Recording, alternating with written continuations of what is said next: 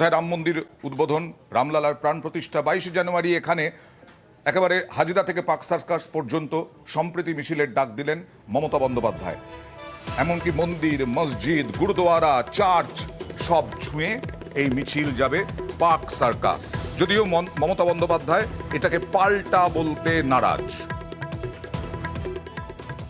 22 জানুয়ারি আমি নিজে একটা র্যালি করব।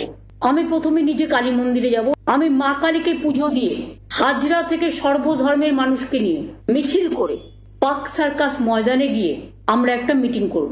মা কালীকে ছুঁয়ে মন্দির, মসজিদ, গুরুদ্বারা, ওখানে অনেক গির্জাও আছে, সবকিছুকে ছুঁয়ে সব ধর্মের মানুষকে নিয়ে আমরা একটা র্যালি করব। আর আমি জেলাগুলোকে বলবো, প্রত্যেকটা জেলায় ব্লকে ব্লকে সেদিন 22 জানুয়ারি বেলা 3টে সম্প্রীতি মিছিল হবে সবাইকে নিয়ে। আমি কোনো পাল্টা করছি না, আমি কোনো প্রতিবাদ করছি না, এটা আমার দলের প্রোগ্রাম।